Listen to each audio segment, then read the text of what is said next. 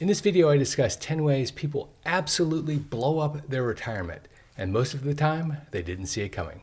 Coming up next on Holy Schmidt. Holy Schmidt! Retirement is a time of great celebration, a time where you look back on a life well lived. When you utilize a tool called the rocking chair test and you look back and you look at all that you've accomplished, the people that you loved and the people that loved you. All of those and more are accomplished in the rocking chair test. Occasionally, though, there's something that happens on the lead up to retirement or in retirement that causes a dramatic shift in the rocking chair test. This shift is something that has happened that can't be undone. This video will discuss 10 ways to completely blow up your retirement with actions or events that you didn't see coming, but in hindsight, you could have. A few of these you may have heard of before, but my guess is many of these, maybe even most of these, will be new to you.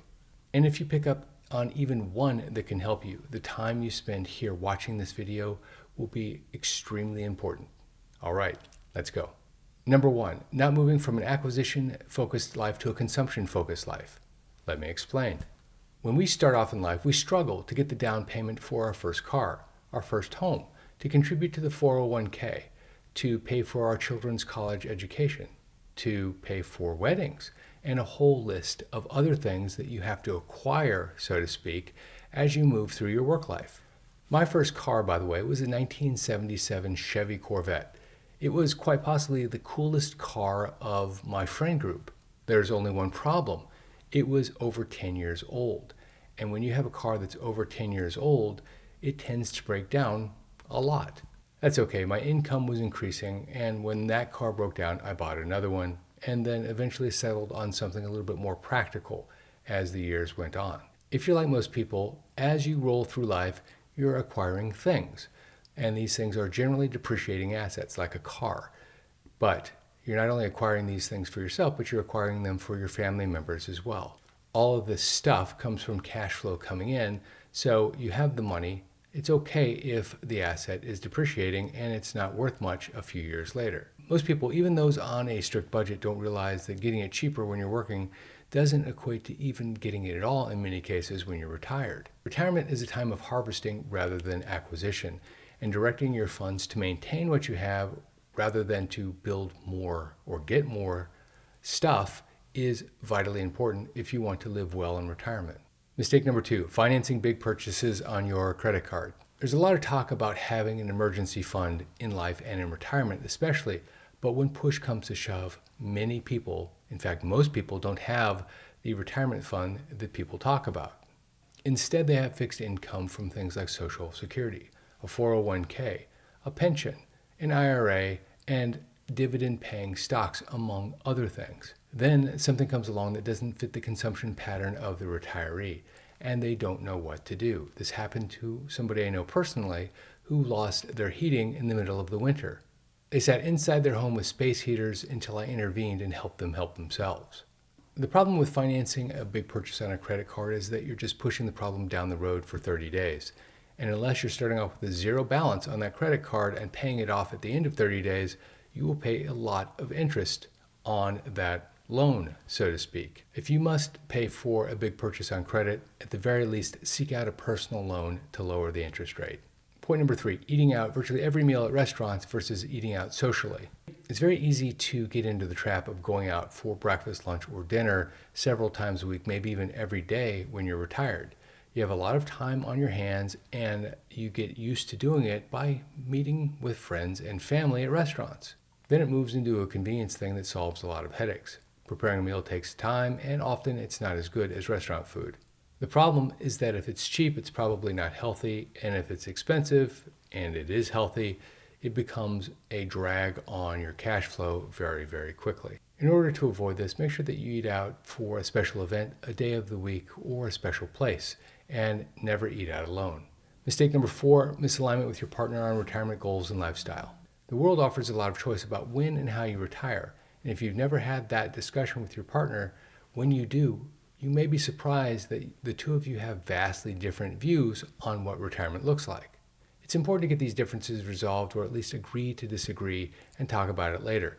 You'd be surprised how much can get done once you put your views on the table and have a discussion or two. Mistake number 5, underestimating your retirement financial needs. Some people, maybe even most people, unfortunately, go into retirement with only a vague idea of where they need to be financially to accomplish their vision of retirement. Looking at your financial information in the cold light of day is a lot like staring at the sun, one person told me. It hurts a lot and will negatively affect your view of the world after you do it. The problem is a hidden one because you don't really feel it until you start to move into retirement mode and start consolidating everything that you have. A lot of people don't do this until 55, 60, even 65. And at that point, they have very little ability to reroute their actions, so to speak. So if you're a do-it-yourselfer, now is the time to do it yourself. If you're someone who uses a financial planner or you want to use a financial planner, I'll discuss that next, and I'll dedicate my next video on how to select a financial planner. Mistake number 6, having uninsured long-term care needs. 70% of people age 65 and older will have long-term care needs, according to longtermcare.gov. This may be as short as a few months or as long as a few years in some cases. Unfortunately, the vast majority of long-term care, 80% in fact, comes from family members because the retiree didn't plan for the need for long-term care. It was invisible. The actual cost of long-term care at an assisted living facility carries a median cost of $51,600 per year, and a private room is $105,000 plus. This is a hidden expense because if you need long-term care, you won't qualify for long-term care insurance, and if you don't need long-term care, you can't imagine that you'll ever need long-term care. It's human nature. Mistake number 7, not speaking to someone knowledgeable about your circumstances like a financial planner. You've often heard me say that you need to speak to someone knowledgeable about financial planning if you don't have that knowledge yourself. This is because there are some pretty basic things that need to be dealt with, and it's better to deal with them sooner rather than later, and many of these don't have anything to do with the amount you have in your 401k. I just spoke about one, long-term care, but the list is quite long. In fact, knowing what to insure and what not to insure at your stage of life and future stages of life will save you a lot of money. They can also help you, for example, on how to sequence your distributions from your retirement accounts to minimize your tax consequences. Mistake number 8, you don't change your money habits when you retire. As you navigate your way through life, there are things that you just naturally pay for. Reaching for the check at dinner, for example, comes naturally to most heads of a family.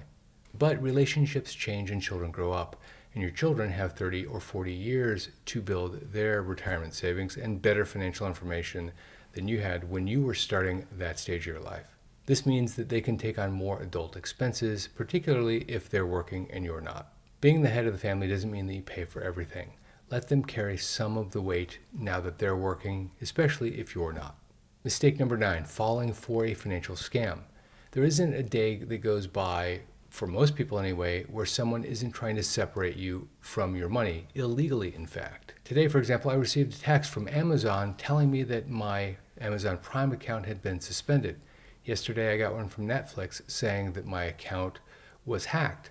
And 2 days ago, I got an email from someone's Facebook Messenger saying that they were stuck in Italy and they needed 1,200 euros in order to get home. Last week, my mother-in-law got a phone call from someone who said that they were her grandson and that they were stuck in a jail in Tennessee. The problem, of course, was that this person didn't sound anything like her grandson, and she spends a lot of time with her grandchildren. These people, representing that they're somebody or some institution that they're not, are clearly breaking the law, but they're incredibly hard to catch. Fortunately, most people have grown a bit numb to it, and so unless someone comes up with a new mousetrap, so to speak, they're not generally going to get much in terms of people falling for a scam that's been run hundreds, if not thousands of times on the same person in the past. Then there are the scammers who do something that falls into a gray area. They're not breaking the law per se, but they're pretty darn close. If you look at the comment section on social media, you'll often see this play out. This happens a lot on financial social media sites. My guess is that you've seen someone who made a comment that said that they turned their $10,000 into a $10,000 a week annuity or something similar to that because of the advice of some broker that they met somewhere. This is followed up by a series of comments by other people that are desperately trying to find the name of that broker so that they can replicate that with their own $10,000. The person who made the initial comment eventually caves, reluctantly of course, and gives the name of the person who gave them the advice. This, by the way, is a scam called social proof, which means that the person who actually is being talked about never says anything themselves, but you as the viewer of the comments see that all of these people are talking about how great this individual is, and their hope is that you get hooked and you make the phone call to the broker.